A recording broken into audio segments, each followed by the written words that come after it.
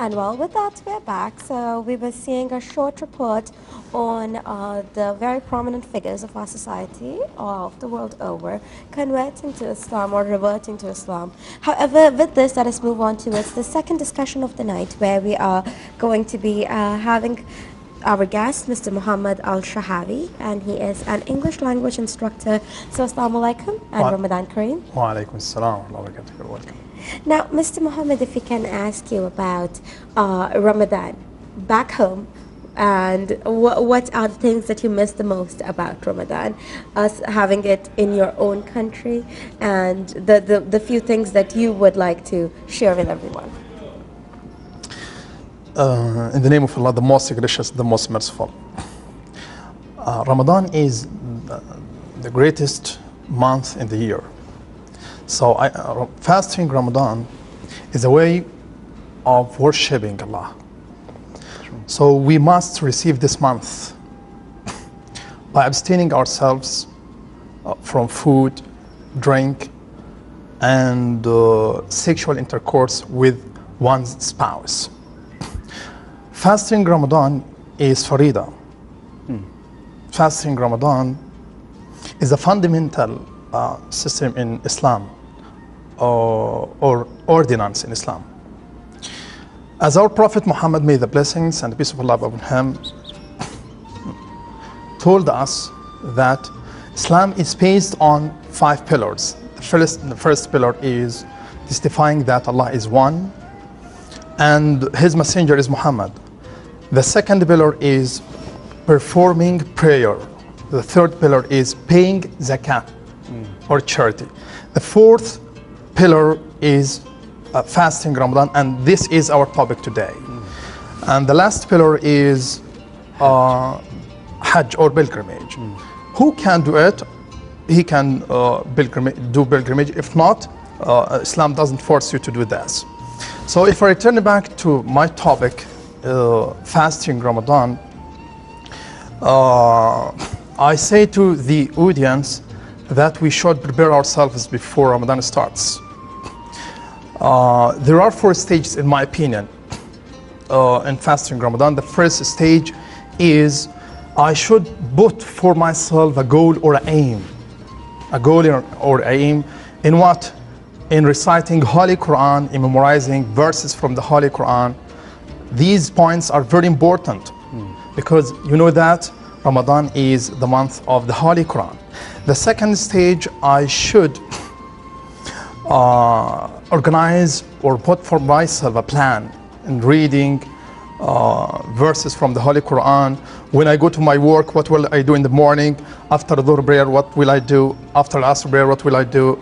After breakfast, what will I do? So I should organize my time in Ramadan. The third stage, in my opinion, I should carry out the plan which I plotted for myself in Ramadan. The fourth and the final stage, in my opinion, it is I should evaluate myself. After Ramadan finished, I should evaluate myself. Did I succeed to read many verses or surah from the Holy Quran in a good way? Did I succeed to help the poor in this month? Did I succeed to do many good things for my family, my friends, my neighbors, anyone around me? I should ask myself many questions or evaluate myself after this month will be finished. So Ramadan is a good opportunity actually to rearrange yourself, but the most important is setting your targets and goals before Ramadan. Yep. This is what we kept encouraging our youth to do. But Mr. Muhammad, you tried Ramadan in 2 different countries. Yep. Alhamdulillah, both are Islamic next to each others. We know there are some differences. So let's start from the beginning, back home in Egypt. Tell me more about Ramadan in there. In Ramadan, before Ramadan starts, for 2 or 3 days, you will find most of the streets, the houses, the homes, any places in my country, Egypt, you will find Tawanis in the streets. As we see them in the back. Yes, behind me, okay? And same time, you will find the streets, many people, they bought zina or the decorations in the streets, okay? We try to enjoy the time of Ramadan, okay? And same time, our traditions in Ramadan, after breakfast directly, you will find gataif and the kunafa. Okay, we like them more in Egypt, and you'll find many families in Egypt, they like them. Okay, and the children like to hear with adhan of Maghrib prayer, Matfa al-Iftar in Egypt. We like it. Okay, I remember that when I was a child, that I wait this moment before Maghrib prayer to listen to Matfa al-Iftar. Okay, in the time of Suhoor, we have al-Musaharati. Okay, he comes before Fajr prayer around 1 hour. Okay, and many children or many people wait him to come to listen to him when he walks in the street with his drum and the knockanet. Okay, to get up people to have a suhoor. And same time, we try to spend Ramadan in a good way, visit our relatives, doing good deeds in Ramadan. All of these points are important for us in Egypt. And, but when I come here, I attended before 2 years Ramadan here in Saudi Arabia. I think that the difference between here and there is not big difference between here and there. But you know that every country has its customs and traditions. And since Egypt are mostly like small neighborhoods and like every home is next to each other, apartments, this is why maybe it's different here. We have the big streets and the big homes. So we cannot see as you mentioned, the fawnis and the lightings. Yes, right. Maybe we see them in the main streets, the major streets. You're right. But you mentioned that the gatherings is something that is very important in Ramadan. Here in the kingdom, we have something in Ramadan that sometimes in the neighborhood, they would choose one street to put a long sufra for iftar. Yes, Ma'idat al-Iftar. Ma'idat al-Rahman, yes. Do they do it in Egypt? Yep. It's so famous in my country, Egypt. When you go in the streets, you will find Ma'idat Rahman. Many people, especially the rich men, yes, okay, they do Ma'idat Rahman for people who walk in the street. They return back home late and they can't catch breakfast with their families at their homes. So they do Ma'idat Rahman in many places. You can find this point in many different cities and villages in my country. Actually, this is part of cooperating between rich people and those in need. Yep. So this is the same that is being applied here in the kingdom. Yeah. So as I mentioned, we share a lot of things together. But half Ramadan here, how big is the difference between half Ramadan here and back home for you? In my opinion, if I talk about myself, I should attend. Yeah, if I should attend Ramadan with my family. It's so important for me, especially the first day. The first day with your parents, with your brothers and sisters. Okay, all of us, we sit up on one table, so we have or share dinner or breakfast together. Okay. So I think that attending Ramadan with your family is one of the most important points in our life. So this is the most, since you have your family here. Yeah, if my family with me. Maybe it's different for you. Yeah, it's different. If I have breakfast or spending Ramadan here, I will feel loneless because my family is not with me. So I like to spend, or I like spending Ramadan there in my country, Egypt, with my family and my friends, my neighbors, because you know that you will have breakfast at your home with your family. After 2 days or 3 days, your uncle will call you. Tomorrow or next week, on the middle of Ramadan, you will have breakfast with us. After 4 days, you will find another friend will call you and say to you, look, next week you will have breakfast with us. Okay, so it's nice. You will have a full schedule. Yeah, full schedule. You're right, because you visit many relatives and your relatives visit you. You see that good, strong relationship among us there, especially in Ramadan.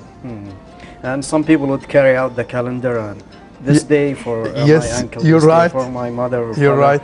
But Mr. Muhammad, we'll talk more about Ramadan here in the kingdom as we talked about Ramadan in Egypt, but after a short break. So our dear viewers, we'll see this report and we'll be back to you. Stay with us.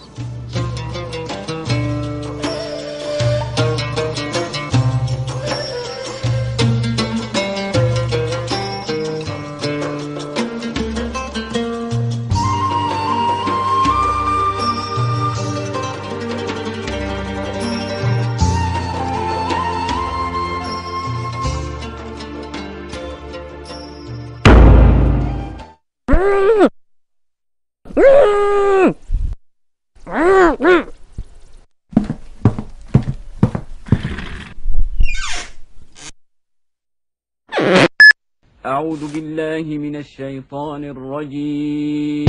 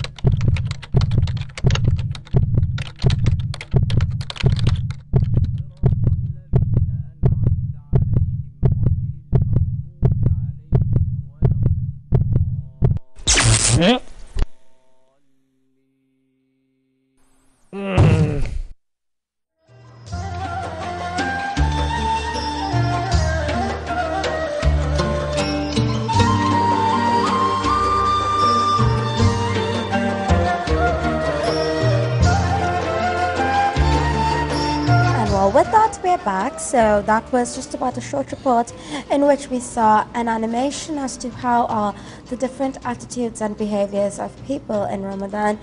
If you keep on telling yourself that you are going through a great suffering and this is such a big deal what you're doing and you're the only person who is fasting, then naturally your body is going to be reacting on those negative lines as well. On the contrary, if you are happy and grateful of the fact that you are witnessing yet another Ramadan, then you are going to be seeing a big difference in your entire body language as well. For the moment, continuing our discussion with Mr. Muhammad El-Shahawy. So, sir, you were talking about the very beautiful experiences that you have had in Ramadan back home. Now coming here to Saudi Arabia, I would say that this is home for me, and I think that there's no Ramadan better anywhere else in the world, as I feel I get to live here. And of course, the exceptions of the two grand mosques, it just really adds as the cherry on the top for you to be having Ramadan here. What are, let's say, the few foods that you would say that you have fallen in love over here in the Saudi Ramadan menu? The few cuisines that you really like over here that is made specifically for Ramadan? I attended here, I think that before 2 years, Ramadan here in Saudi Arabia. Okay, so I see that most Saudis, they when they listen to Adhan of Maghrib prayer, they just eat dates and yes, just dates and water, and just dates and water, something as this. They go to pray. After that, they come back to have breakfast. So the most delicious meal for me here in Saudi Arabia in Ramadan or other months of the year, I like kabsa more here. I like it. Okay. Being honest. Yes, I like it, and it is one of the main meals for me here. Okay, and I think that there is not a big difference between the traditions of breakfast and suhoor between my country, Egypt, and Saudi Arabia. Yeah, actually minor differences for the Arab world, actually, Yep. the Middle East and some of the Islamic countries. But Mr. Muhammad, let me ask you, how did you prepare yourself this Ramadan? We know that those who are involved with the education sector, as we had our previous guest who is also in education, they have spare time this year since there's no school. So tell me about your schedule. My schedule, I think that there are 6 or 7 days at the beginning of Ramadan. So my schedule in Ramadan, inshallah, I will not start Ramadan strongly in reciting or memorizing Holy Quran. But from the first day to the 10th day of Ramadan, okay, I will try to both schedule in reading or reciting Holy Quran and memorizing some surah or verses from the Holy Quran. In the middle of Ramadan, okay, from the 11th to 19th of Ramadan, I will increase my reciting and memorizing of the Holy Quran. Okay, but in the last days of Ramadan, from 20 of Ramadan to the last day of Ramadan, I will intensive my program or my schedule in Ramadan. Mainly every night of Ramadan, I will pray Taraweeh. Okay, in the mosque. It's one of the most important pillars in Ramadan for Muslims around the world. If I talk about my country, Egypt, with the first day of Ramadan, you will find many people in the mosques. They pray all prayers and they attend a Taraweeh, okay, in the mosques.